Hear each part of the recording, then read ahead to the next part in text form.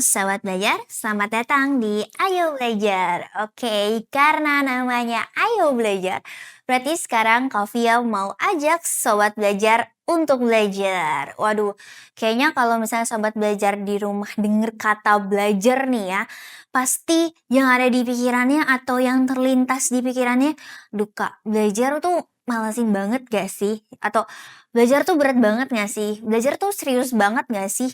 Kayak harus fokus banget nggak sih gitu? Emang nggak ada fun way, nggak ada cara yang enak ya buat belajar? Weh, jangan pesimis dulu sobat belajar semuanya. Karena kalau misalnya belajarnya di Ayo Belajar, itu nggak kayak belajar, tapi kita kayak diskusi, kita kayak sesuatu yang kalau menurut Kavia tuh sedikit ribet atau sedikit rumit, sebenarnya tuh bisa disimplify kalau misalnya sobat belajar dengerin keyword yang disampaikan oleh setiap tutornya. So, pokoknya jangan pernah ada mindset bahwa belajar itu membosankan dan belajar itu berat.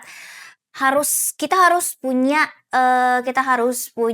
ini ya, kita harus punya prinsip atau kita harus punya pandangan bahwa ketika kita berusaha untuk belajar, pasti itu akan ada kemudahan gitu. Maksudnya sobat belajar jangan pesimis duluan, tapi harus optimis. Kenapa harus optimis?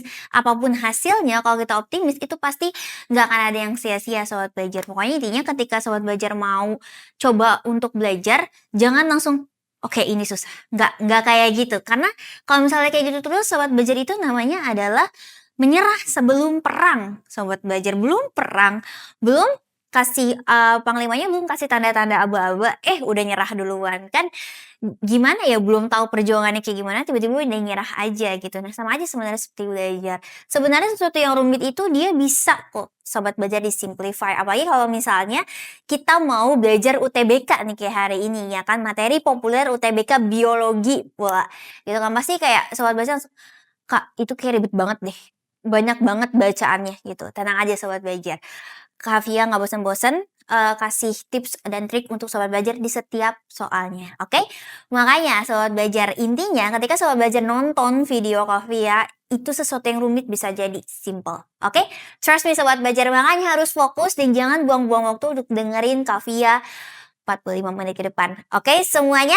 Sudah siap? Kalau sudah siap, yuk kita belajar, oke? Jangan kemana-mana ya, tetap stay tune terus di Level's Ayo Belajar. Karena sekarang belajar mudah, ayo belajar.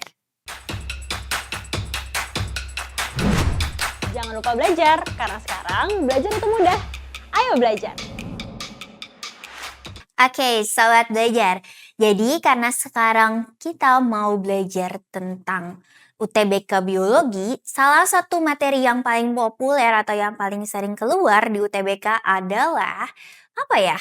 Itu adalah sintesis protein, ya kan? Sintesis protein ini masuk di kelas 12, ya kan? 4 atau 5 deh kalau nggak salah. Nah, sintesis protein ini mungkin buat beberapa sobat belajar kayak, "Kak, itu prosesnya bukan ribet banget ya?" Iya, betul. Prosesnya memang Kavia juga nggak akan pungkiri bahwa dia memang prosesnya ribet. Tapi kalau misalnya sobat belajar perhatikan dari kata per kata dari, kalau misalnya ketika kita baca teorinya atau dengerin keyword dari guru atau dengerin keyword dari YouTube, maksudnya dengerin keyword dari, eee, pem sumber-sumber online itu sebenarnya kalau sobat belajar dengerin pasti ada beberapa, hal yang sama gitu. Ketika kita ngomongin tentang sintesis protein berarti tujuannya untuk apa? Tujuannya adalah untuk membuat protein, ya kan? Kemudian prosesnya apa? Transkripsi dan juga translasi, ya kan? Nah, pasti di setiap, di setiap sumber online ataupun di setiap sumber offline seperti buku, itu akan ada keyword-keyword yang sama. Nah, itu sebenarnya yang harus sobat belajar pahami dari beberapa sumber yang berbeda. Keywordnya itu apa? Konsepnya itu apa? That's it. Biologi itu bukan tentang menghafal, tapi tentang mengerti konsep. Oke? Nah, lalu bagaimana caranya dari kita mengerti konsep tentang sintesis protein, kemudian kita kembangkan hingga akhirnya kita bisa mengerjakan soal-soal UTBK yang bisa kita bilang tingkat kesulitannya itu sudah lebih tinggi lagi nih. Bagaimana? Yuk kita coba bareng-bareng. Oke, kita lihat dari soal yang pertama. Nah, soal yang pertama ini tipenya adalah tipe sebab akibat. Masih ingat ya pilihan A, B, C, D, dan E-nya. A adalah pernyataan, itu benar, alasan benar, dan ada sebab akibat dari keduanya. Kalau yang B berarti pernyataan benar, alasannya benar, tapi tidak ada kaitannya. Kalau yang C berarti pernyataannya benar, alasannya salah. Kalau misalnya yang D berarti pernyataannya benar, alasannya benar juga. Kalau yang E keduanya salah. Oke? Kavia udah ingetin lagi nih ya bahwa soal sebab akibat jawabannya akan seperti itu. A, B, C, D, dan E-nya. Nah sekarang kita lihat ya seperti apa soalnya. Yang pertama adalah intron merupakan bagian kode genetik yang tidak berguna. Oke, berarti keep dulu ya. Kavia nggak bosan-bosan ngingetin ketika kita baca soal biologi ataupun soal yang banyak tulisannya, kita harus cari keywordnya agar nggak wasting time untuk membaca soalnya. Karena kita harus lebih fokus dan lebih spare time untuk meneliti setiap jawabannya. Oke, nah di sini keywordnya adalah intron itu adalah bagian genetik yang tidak berguna. Genetik yang tidak berguna. Alias tidak akan disintesis. Oke, ini adalah pernyataannya. Kemudian alasannya adalah sebab kode genetik pada intron tidak diekspresikan menjadi protein. Oke, karena katanya kode genetik intron itu dia tidak diekspresikan. Nah, dia diekspresikan menjadi protein. Oke, sobat belajar. Tadi kita udah lihat ya, Kavia udah kasih keywordnya dari pernyataan satu dan juga alasannya. Kira-kira menurut sobat belajar jawabannya A, B, C, D atau E ya? Tadi Kavia sudah ingetin juga A, B, C, D dan E-nya itu apa saja. Oke, sebelum Kavia kasih pembahasannya, Kavia mau tahu dulu nih. Kira-kira sobat belajar udah paham belum ya keyword dari soalnya ini? Terus Kavia mau tantang sobat belajar di rumah untuk jawab pertanyaan satu ini. Nanti baru kita lihat nih kira-kira jawabannya ini benar atau enggak ya. Oke? Soalnya Kavia kasih waktu 5 detik dulu untuk lihat lagi soalnya, untuk lihat lagi keywordnya. Oke?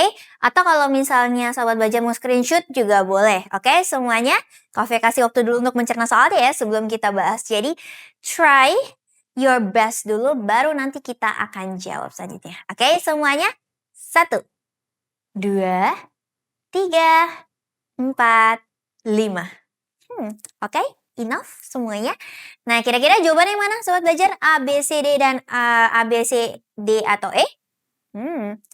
Nah, kalau Kavia kasih tahu jawabannya adalah A. Oke, jawabannya adalah A. Kenapa jawabannya adalah A? Penasaran?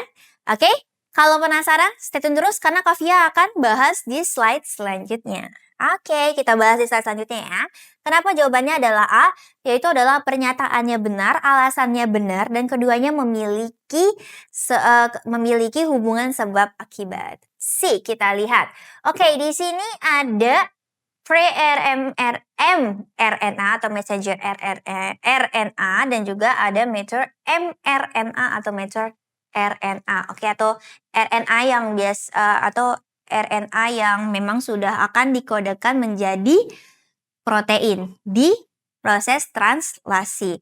Nah, ketika proses kan sintesis protein itu Kavia bahas lagi ya. Sintesis protein itu kan dia dimulai sintesis protein itu dia dimulai dulu dari tahap pertama, oke, yaitu adalah transkripsi. Itu pengubahan DNA menjadi RNA, nanti baru yang kedua adalah translasi. Oke, nah dari DNA menjadi RNA akan terjadi di transkripsi, kemudian dari mRNA menjadi protein akan terjadi di translasi. So, proses ini akan terjadi di mana? Berarti akan terjadi di proses transkripsi. Nah, ketika DNA diubah menjadi mRNA, maka akan ada bagian-bagian yang tidak akan dikodekan atau tidak akan ditranslasikan menjadi protein. Nah, bagian yang tidak akan dikodekan menjadi protein itu adalah intron. Oke, ini tidak dikodekan. Lalu yang dikodekan siapa Kak? Yang akan dikodekan adalah ekson. Dikodekan. Makanya di sini dia hanya ada warna merah ya. Kenapa? Karena hanya akan ekson yang dikodekan menjadi protein oleh ribosom di proses translasi. Oke, jadi nggak semua untayan dari mRNA yang sudah ditranskripsikan itu akan dikodekan semuanya. Misalnya ada 15 sampai 30 untayan gitu ya. Nah, jadi nggak semua dari 15 sampai 30 untayan ini akan jadi asam amino semua nih sobat belajar. Jadi misalnya ada 15 deh. Ada 15 untayan gitu ya. Nah, dari 15 ini bisa jadi 5-nya adalah intron, 10-nya adalah ekson gitu. Jadi akan ada bagian yang tidak ditranslasikan dan ada bagian yang ditranslasikan. Oke? Seperti itu ya soal belajar. Jadi nggak semuanya nih. Sekarang sudah tahu ya bahwa tidak semua untayan dari mRNA atau tidak semua juluran nukleotida tidak semua nukleotida dari mRNA ini akan ditranslasikan atau akan dikodekan menjadi protein. Kenapa? Karena nanti akan ada intron dan juga eksonnya. Oke? Intron itu adalah bagian yang tidak dikodekan, ekson adalah bagian yang dikodekan atau yang dijadikan asam amino. Oke? Seperti itu ya sobat belajar pembahasannya, makanya tadi kenapa jawabannya adalah A. Oke? Nah, begitu pembahasannya. Kira-kira sobat belajar sudah paham belum? Kalau sudah paham, Kavia kasih waktu 5 detik untuk di-screenshot dulu sebagai banknya, atau kalau misalnya sobat belajar masih belum paham, nanti bisa di-screenshot dulu dan bisa ditelaah lagi, atau nanti kesempatan lainnya, atau sobat belajar bisa nantikan di Ayo Ngobrol UTBK di sesi malam nanti. Akan ada pembahasan yang lebih mendalam lagi dari berbagai soal UTBK lagi. Oke, sobat belajar boleh di-screenshot dulu ya. Kavia kasih waktu 5 detik untuk screenshot pembahasannya. Oke? 5, 4, 3, 2, 1. Oke? Semuanya sudah di-screenshot? Nah, kalau semuanya sudah screenshot, Kavia next ke pertanyaan kedua. Apa pertanyaan keduanya?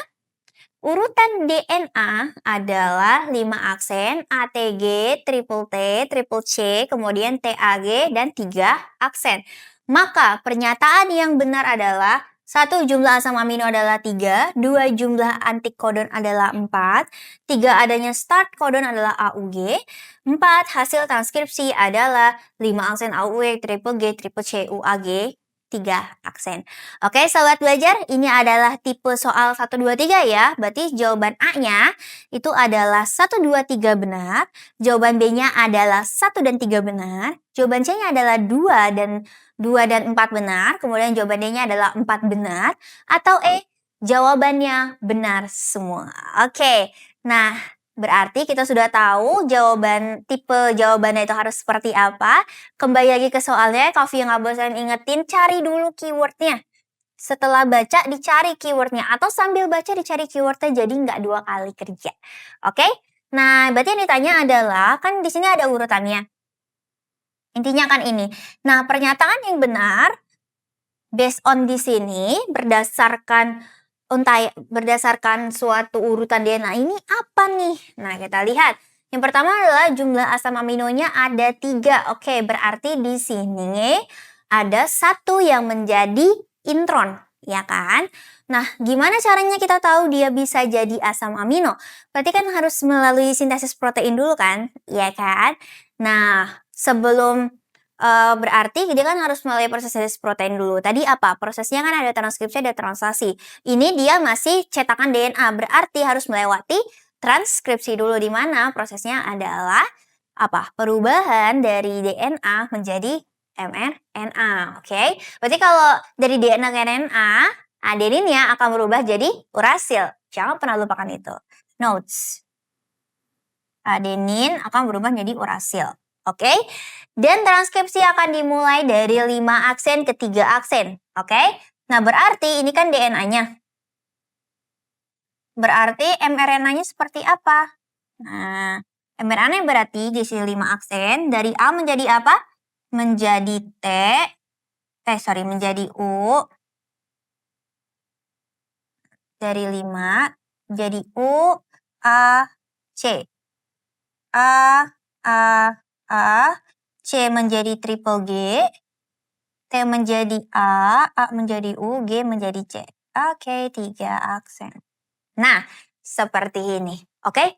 Nah, kira-kira yang akan menjadi asam amino yang mana? Nah, yang ini udah pasti sama yang ini. Oke, berarti akan ada 2 asam amino ya. Nah, kemudian yang kedua adalah jumlah antikodonnya adalah 4. Oke, antikodon tuh yang mana? Nah, antikodon itu dia berarti mRNA yang akan dicetak menjadi asam amino. Nah, ketika di mana? Ketika mRNA-nya sudah menempel dengan ribosom, itu namanya adalah antikodon. Oke? Nah, katanya jumlah antikodonnya ada 4. 1, 2, 3, 4. Oke, kita bisa masukin ya jumlah antikodonnya ada 4. 1, 2, 3, 4. Nih, 1, 2, 3, 4. Oke, 3. Adanya start codon A, U, G. Oke, adanya start codon A, U, G. Tapi nggak ada ya. Oke. Nah, hasil transkripsinya adalah AUG, triple G, dan UAG. Oke. Nah, berarti nomor 4. Betul. Nah, gimana sobat belajar? Kan nomor 1 salah, harusnya asam aminonya hanya ada 2. Terus jumlah antikodonnya benar ada 4. 3, adanya start codon AUG, nggak ada ya, adanya AUC. Nah, kemudian hasil transkripsi adalah, nah 5 aksin AUG, GG, CCC, UAG. Oke. Nah, kok benar sih? Sorry. Salah ya, kan harusnya UAC, GGG, UAG. Oke. Nah, berarti jawaban yang benar hanya nomor 2 nih. Tapi kan di jawabannya nggak ada, Kak. Nggak apa-apa. Berarti kita lihat nomor 2 itu benar, tapi kita lihat lagi. Kira-kira yang mana nih yang paling, dia yang paling mendekati nih. Nah, yang paling mendekati jawaban yang benar, walaupun sebenarnya agak-agak salah, oke? Nah, jumlah asam aminonya 3. Itu udah salah ya, sebenarnya cuma ada, oh nih sorry ada 1 nih. Nah, berarti 1, 2, berarti kalau 1 dan 2 benar, itu 3 juga benar. Berarti jawabannya adalah A. Nah, sebenarnya Kavia punya tips nih di sini. Kalau misalnya ada pertanyaan kayak gini. Ini kan tadi Kavia ngerjainnya satu-satu ya. Sebenarnya sobat belajar kalau misalnya ngerjain tipikal kayak gini, sobat belajar tuh cukup lihat pernyataan nomor 1 sama nomor 2. Gitu, lihat dulu nih nomor 1 sama nomor 2. Oke, kalau misalnya nomor 1-nya udah benar, nah itu kemungkinan nomor 3 dan nomor 2-nya juga benar. Karena kan pilihan pertama adalah 1, 2, 3, ya kan? 1, 2, 3. Yang B itu kan 1, 3. Yang C itu 2, 4. Yang D itu 4 doang, yang E semuanya. Oh, ya kan? Nah, kalau dilihat dari jawabannya berarti kan kalau nomor 1 benar, nomor 2 sama 3 pasti benar. Nah, kalau misalnya nomor 1 udah benar, kemungkinan nomor 3-nya benar. Nih, ya kan? Nah, kalau misalnya ternyata kita cek lagi, nomor 2-nya benar, berarti jawabannya adalah A. Gitu. Oke, jadi jangan terlalu wasting time kayak tadi Kavia. Tadi Kavia ngajarin basicnya, tapi cara cepetnya kayak gitu. Oke? Seperti itu ya, sobat belajar jawaban untuk nomor 2. Oke? Semuanya. Nah, kita lanjut ke nomor 3. Jangan lupa ini ya, trik yang tadi ya. Tuh bisa banget tuh buat tim sobat belajar. Jadi ketika nemuin tip soal yang kayak gitu kan biasanya ada 2 atau 3 lah gitu biasanya. Nah, itu bisa sebenarnya mempercepat waktu sobat belajar juga gitu ya kan. Kan udah tahu nih nomor 1-nya benar, terus dicek pasti nomor 3-nya benar, ya kan. Nah, terus ternyata nomor 2-nya juga benar. Oke, itu mah ada fix gitu. Nah, oke, seperti itu ya. Nah, terus kita lihat ke soal selanjutnya. Oke? Pernyataan berikut yang tepat untuk menjelaskan proses transkripsi. Oke. Nah, kita lihat masih seperti yang tadi, jangan jangan lengah. Oke, semuanya masih ingat ya yang tadi ya, tips yang tadi. Oke. Nah, keywordnya apa? Transkripsi. Pernyataan tentang transkripsi berarti proses transkripsi, proses perubahan dari DNA menuju RNA. Oke. Nah, apa yang benar? 1. Transkripsi terjadi di sitoplasma sel eukariot. Oke, kalau misalnya kita bicara tentang sel eukariot, itu berarti dia punya yang namanya nukleus. Oke, di mana di dalam nukleus ini ada materi genetik. Nah, untuk transkripsi di eukariotik dia terjadi di nukleus. Oke, nah kalau misalnya dia prokariot, berarti kan dia nggak punya membran. Dia nggak punya membran inti, makanya terjadinya di sitoplasma. Jadi nomor 1 udah salah ya. Nah, kalau nomor 1 udah salah, berarti nomor 3 juga kemungkinan salah. Nah, kemudian kita lihat 2. Transkripsi pada sel prokariot tidak simultan dengan translasi. Nah, di sini nomor 2 itu katanya transkripsi sel prokariot tidak simultan nih, alias maksudnya dari transkripsi langsung ke nggak langsung ke translasi gitu. Jadi harus melewati beberapa harus melewati beberapa ada perhentian dulu nih. Jadi stop dulu habis transkripsi, stop dulu baru translasi.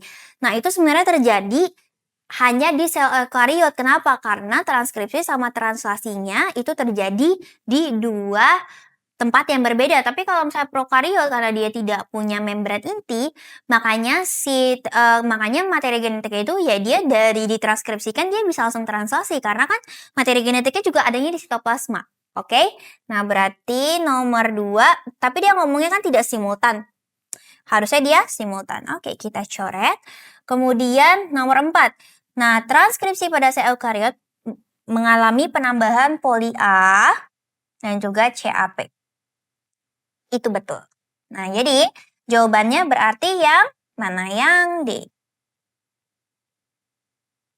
Jadi hanya nomor 4 nih yang betul gitu. Nah, kenapa? Karena di sel eukariot itu nanti ada penambahan poli A di 3 aksen. Nah, kalau misalnya CAP-nya dia akan ditambahkan di 5 aksen. Oke? Seperti itu ya soal belajar. Berarti ini soalnya tentang perbedaan transkripsi dan juga translasi pada sel eukariot dan prokariot. Seperti apa detailnya nanti akan Kak Fia bahas. Sebelumnya boleh di screenshot dulu ya, Kak Fia kasih waktu 5 detik sebelum kita bahas di pembahasan. Oke semuanya, Kak Fia kasih waktu 5 detik ya. 5, 4, 3, 2, 1. Oke? Semuanya sudah screenshot, sekarang kita lihat pembahasannya. Kenapa jawaban yang D itu benar? Oke, sobat belajar. Transkripsi, seperti yang Kak Fia bilang, pada dasarnya adalah proses perubahan dari DNA menuju RNA. Di mana untayan DNA yang double helix ini dia akan dibuka oleh RNA polimerase. Jadi Kak Fia ngomong gimana ya? Double helix nanti akan dibuka, dia akan jadi seperti ini. Oke? Nah, nanti di sini dia akan terjadi proses transkripsi, diterjemahin dari DNA menjadi mRNA. Nah, nanti akan keluar untai mRNA. Baru nanti mRNA ini akan jalan ke sitoplasma, kemudian dia akan ditranslasikan di ribosom. Nah, ini nih sobat belajar. Kalau misalnya tadi di sel eukariot dulu ya kita bahas ya. Kalau di sel eukariot, transkripsinya itu terjadinya di nukleus. Kenapa? Karena materi genetiknya adanya di nukleus. Terus kenapa translasinya terjadinya di ribosom? Kenapa dia translasinya terjadinya di sitoplasma? Ya karena ribosomnya ada di sitoplasma, karena mereka beda gitu kan. Tapi kalau misalnya prokariot, dia akan terjadinya di nukleid. Di mana nukleidnya itu kan juga di sitoplasma juga, ya kan? Jadi kalau Kak Fia gambar gini nih. Bakteri, nih flagellnya. Oke, kita hapus dulu ya. Nah, ini bakteri, ini flagellnya. Oke, kan kalau misalnya prokariot ini nukleid, ini organel. Ya kan? Tapi kalau misalnya eukariot, ini sel, ini nukleusnya. Oke? Makanya kenapa?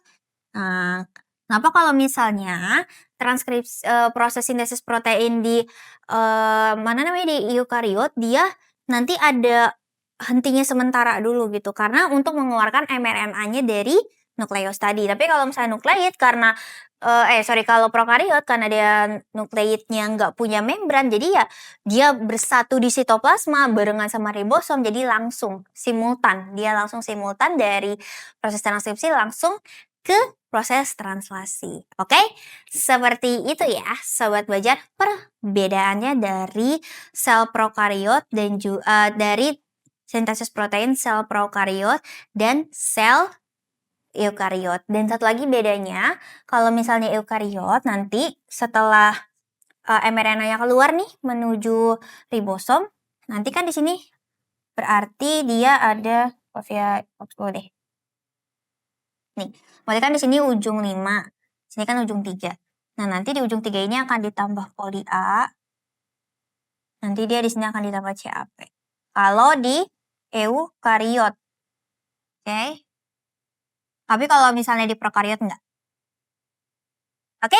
Seperti ini ya, Sobat Belajar. Ingat-ingat tuh perbedaannya, intinya adalah ingetin lagi prokariot sama eukariot bedanya apa. Nanti inget-inget lagi kan nanti perbedaannya jelas banget ya. Yang satu punya membran inti, jadi si materi genetik adanya di dalam nukleus. Kalau misalnya prokariot dia nggak punya membran inti, makanya dia proses transkripsi dan translasinya langsung terjadi secara simultan. Seperti itu ya Sobat Belajar. Oke? Nah, itu adalah soal nomor 3. Kita lanjut ya ke nomor 4. Oke. Nah, sekarang kita pindah dulu ke sini. Nah, kita lihat. Pertanyaan nomor 4. Wow, selamat datang di soal yang panjang. Oke, seperti biasa, selagi baca ditandain keywordnya biar nggak pusing. Oke? Nah, alasan yang benar, basa nitrogen adenin, oke kita lihat di sini adenin, dia berpasangan dengan timin. Jadi A sama T. Oke. Nah, dia diikat dengan 2 ikatan seperti ini. Sedangkan basa nitrogen guanin, G, dia berpasangan dengan basa nitrogen sitosin. Atau C ya dilambanginnya. Nah, diikat dengan ikatan hidrogennya 3. Nah, kenapa sih? Kok kalau misalnya adenin sama timin dia hanya punya 2 ikatan hidrogen, tapi kalau misalnya guanin sama sitosin dia punya 3. Alasannya kenapa? Oke, kan udah tahu nih pertanyaannya seperti ini. Sekarang baru kita spare waktu untuk baca jawabannya. Nah, yang A, ukuran molekul basa nitrogen adenin, berarti ini bicara tentang ukuran. Ukuran adenin lebih besar nih. Oke, dapat lagi. Dibandingkan timin. Nah, dibandingkan molekul basa nitrogen timin, sehingga bisa berikatan dan memenuhi diameter DNA. Oke, seperti itu. Nah, kemudian yang B dia bilang ukuran lagi. Oke, kita ngomongin ukuran lagi. Ukuran molekul basa timin itu lebih besar. Sedangkan, timinnya lebih besar katanya dibandingkan adenin. Oke. Nah, sehingga bisa berikatan dan memenuhi ukuran diameter DNA. C, afinitas. Oke, daya tarik elektron. Afinitas basa nitrogen adenin, afinitas adeninnya itu lebih tinggi sehingga berikatan dengan basa nitrogen timin. Kemudian basa nitrogen adenin dengan timin satu golongan. Oke, adenin dan timin satu golongan. Nah, kemudian di sini yang E, sitosin sama guanin satu golongan. Oke, Sobat Belajar udah tahu ya. Jadi yang A ngomonginnya ukuran, yang B ngomonginnya ukuran, yang C ngomonginnya afinitas, yang D ngomonginnya golongan. Nah, yang E juga ngomongin sitosin sama guanin, mereka satu golongan. Oke? Nah, tadi kan maksud pertanyaannya kita kembali lagi bahwa dia kenapa ya adenin sama timin ini dia hanya butuh 2. Dia hanya butuh 2 ikatan hidrogen aja. Nah, apakah kaitannya dengan ukuran, apakah kaitannya dengan afinitas, apakah kaitannya dengan golongannya? Kira-kira yang mana? Ayo tebak dulu sebelum Kavia nanti jelasin selanjutnya, oke? Nah, boleh dibaca dulu, boleh dimengerti dulu, tebak-tebak dulu juga nggak apa-apa. Nanti kita lihat kira-kira jawabannya sama atau enggak. Oke? Nah, gimana Sobat Belajar? Kavia kasih waktu dulu kali ya, 5 detik Sobat Belajar. Mau dilihatin juga nggak apa-apa, mau di screenshot dulu juga nggak apa-apa, nanti biar sama-sama kita bahas. Jadi biar nggak ketinggalan nih, oke semuanya? Kavia kasih waktu 5 detik ya. 5, 4, 3, 2, 1. Oke, gimana? Tebak-tebakannya udah bisa belum? Tebak-tebakannya udah ada yang dapat belum nih? Nah, jawabannya adalah yang A. ukuran molekul basa nitrogen adenin, jadi ukuran adenin itu lebih besar dibandingkan timin. Nah, jawabannya yang A ya. Sobat Belajar, kenapa jawabannya yang A? Oke, tadi udah di screenshot ya. Nah, pembahasannya ada di sampingnya. Nah, ini pembahasannya. Oke, kita lihat di sini. Di sini ada basa nitrogen guanin, sitosin, dan adenin, serta timin. Nah, kalau misalnya guanin sama sitosin dia butuh 3 karena ukurannya lebih besar. Ini terkaitnya jadi ukuran. Kalau misalnya dia ukurannya mungkin sebesar adenin dan timin, nah berarti dia hanya butuh 2 ikatan gitu. Intinya adalah ya ketika ukurannya semakin besar berarti dia harus semakin banyak ikatannya. Tapi kalau misalnya ukurannya semakin kecil berarti dia tidak butuh banyak ikatan, secukupnya saja. Oke, seperti itu ya Sobat Belajar. Jadi kaitannya adalah dengan ukuran. Ukuran adenin lebih kecil dibanding timin. Dari timin. Oke. Keywordnya itu ya, adenin lebih kecil dari timin. Oke? Seperti itu ya, Sobat Belajar. Jadi kaitannya dengan ukuran. Kofi ulang sekali lagi, kaitannya dengan ukuran. Jadi semakin besar ukurannya berarti semakin banyak ikatannya, tapi kalau semakin kecil berarti semakin sedikit juga ikatannya. Oke? Make sense ya semuanya? Seperti itu untuk jawaban nomor 4 pembahasannya. Sudah siap untuk soal yang selanjutnya? Sudah siap belum? Kalau belum siap boleh dilihat dulu, boleh di screenshot dulu. Kalau kali ini Kak Via kasih waktu 3 detik untuk screenshot jawabannya. Oke, semuanya Kak Via kasih waktu 3 detik ya untuk screenshot dulu. 1, 2, 3, 4, 5. Oke, 3 detik kok Kak Via ngitungnya sampai 5? Oke. 3 detik, 1, 2, 3. Oke, semuanya sudah ya? Nah, sekarang kita lanjut ke soal selanjutnya. Oke, soalnya panjang lagi berarti kita harus baca sambil cari keywordnya. Oke, soalnya adalah sintesis protein pada sel eukariotik itu kan berbeda dengan sel prokariotik. Hal ini dikarenakan, nah baru banget kita bahas tadi ya bedanya sintesis protein pada sel eukariotik dan prokariotik. Oke, udah dapet ya keyword dari soalnya nih. Berarti kita tinggal lihat jawabannya. A. Sel eukariotik melakukan proses modifikasi mRNA sebelum memasuki proses translasi. Nah, sel prokariotik tidak melakukan. Oke, prokariot tidak melakukan. B. Eukariotik itu setelah transkripsi selesai mRNA keluar dari nukleus menuju ribosom untuk melakukan translasi. Tapi kalau misalnya sel prokariot dia melakukan proses modifikasi mRNA dulu nih. Itu aja dicari keywordnya. Yang C, eukariotik setelah transkripsi terdapat waktu istirahat sebelum proses translasi. Sel prokariot setelah proses transkripsi dilanjutkan ke proses translasi.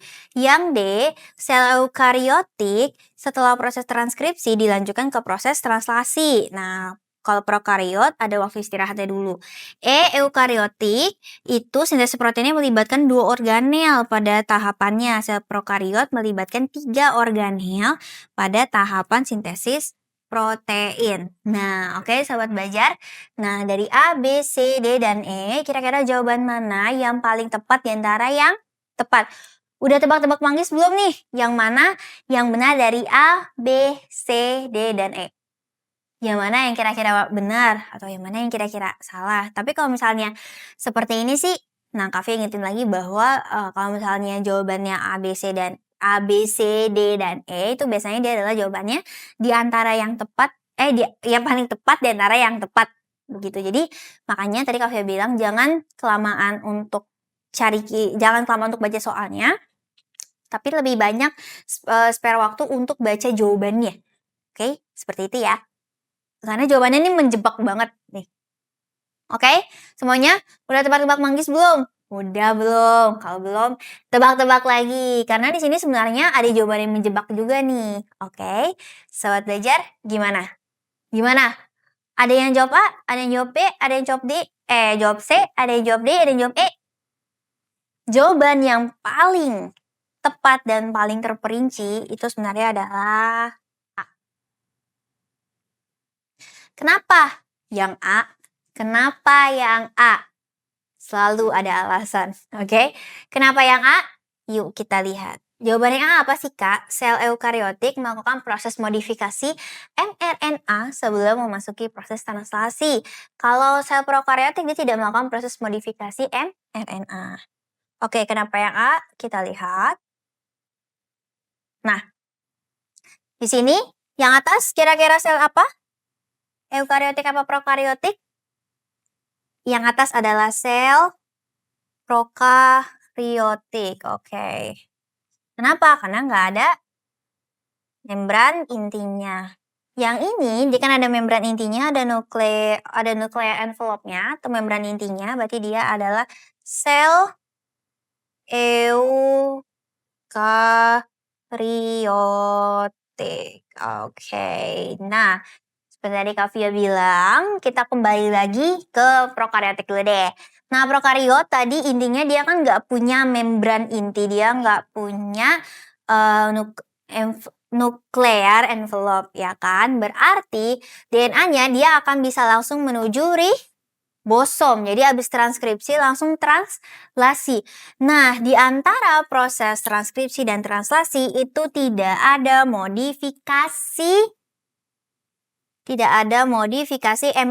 Modifikasi mRNA itu yang seperti apa, Kak? Seperti yang tadi dijelaskan pada soal sebelumnya. Jadi kalau misalnya di eukariotik, mRNA-nya di ujung 5 dia akan diberikan CAP, di ujung 3 dia akan diberikan poli A.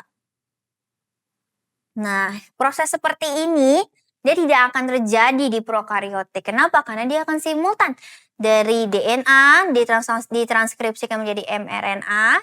Nah, dari mRNA dia akan langsung menuju ribosom yang ada di sitoplasma menjadi asam amino. Oke. Sedangkan kalau misalnya di eukariotik dia dari inti sel ditranskripsikan, kemudian dimodifikasi dulu, dikasih cap sama dikasih poli A, baru nanti keluar dari membran inti menuju sitoplasma, ketemu ribosom dan akan jadi translasi. Oke? Seperti itu ya sahabat belajar. Jadi yang paling detail dan yang detail. Oke? Seperti itu. Perbedaannya nambah lagi nih.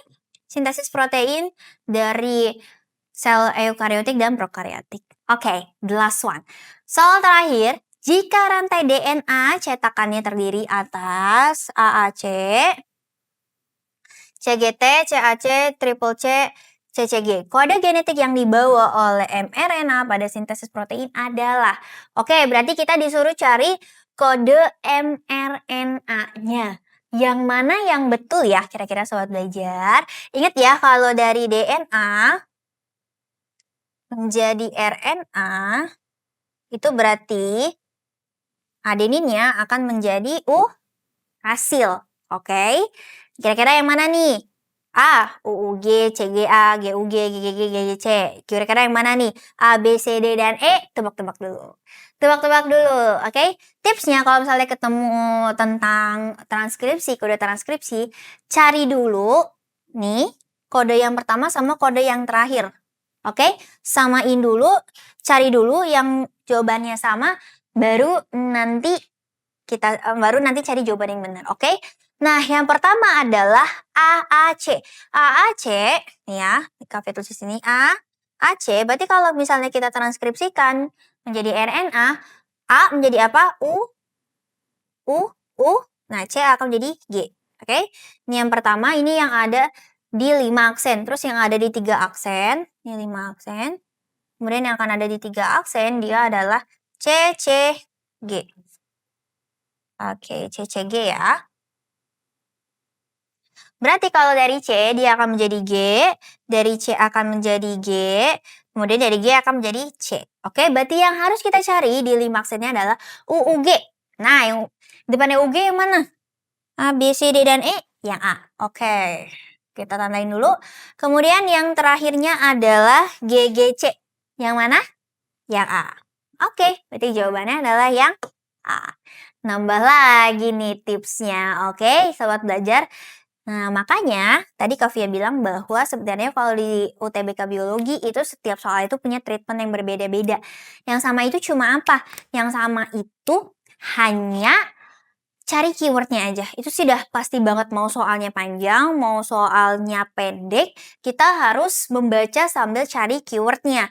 Seperti yang tadi Kavia bilang bahwa, kita harus lebih fokus ke jawabannya, gitu loh. Karena jawabannya biasanya kalau UTBK, dia itu adalah bukan yang benar di antara yang salah, tapi adalah yang lebih tepat di antara yang tepat. Gimana, yang lebih benar di antara yang benar, oke? Makanya sering banget atau banyak banget jawaban yang menjebak, oke? Seperti itu ya soal belajar. Nah, kalau misalnya mau kita kodekan semuanya juga boleh. Nah, tapi tadi itu cara cepet ya, oke? Kita kodekan semuanya. AAC, CGT, CAC, triple C, kemudian C, C, G. Oke, kita kodekan ke mRNA-nya. A akan menjadi U, G, oke. A akan menjadi U, A akan menjadi U, C akan menjadi G. Kemudian G-nya dia akan menjadi C akan menjadi G, T akan menjadi apa? T akan tetap menjadi A. Ini yang berubah hanya A-nya doang ya. Nah, kemudian C akan menjadi G, ya kan? Terus A menjadi U, C menjadi G. Oke, selanjutnya adalah triple C. Berarti triple akan menjadi triple G. Nah, CCG berarti akan menjadi G, C. Oke, kita dapat ya. Nih, ini, dan ini. Nah, kalau misalnya sahabat belajar tadi masih kurang make sure gitu ya, kayaknya aku nggak yakin deh Kak, kalau misalnya cuma depannya sama belakangnya aja yang aku transkripsikan, yang aku kodekan dari DNA menjadi RNA. It's okay.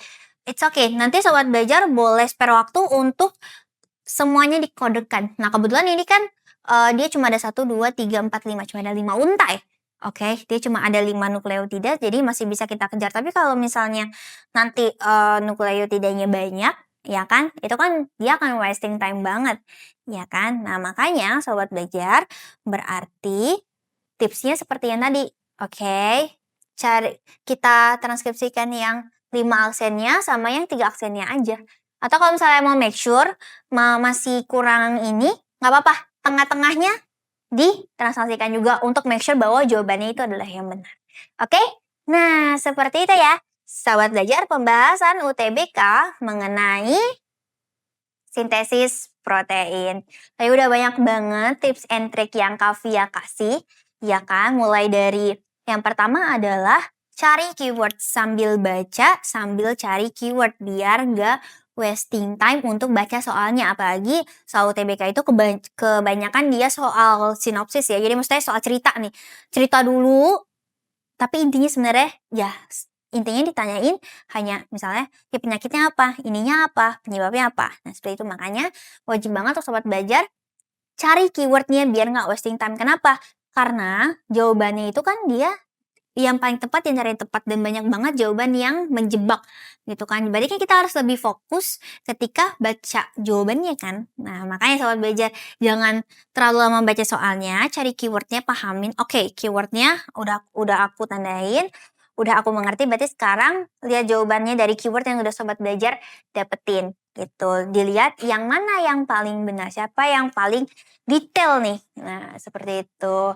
Itu kalau misalnya jawabannya adalah A, B, C, D, dan E. Nah, tapi kalau misalnya tadi pilihannya yang 1, 2, 3 tadi seperti Kavia bilang, boleh dicari dulu yang satu. Kalau misalnya pernyataan yang satu itu salah, ya berarti kemungkinan yang tiganya juga salah gitu. Berarti jawabannya bukan yang A, 1, 2, 3. Berarti kemungkinannya mungkin yang B gitu kan, yang 1 sama 3 enggak juga. Terus berarti nomor 2 kemungkinannya nomor 2 sama 4 bisa betul.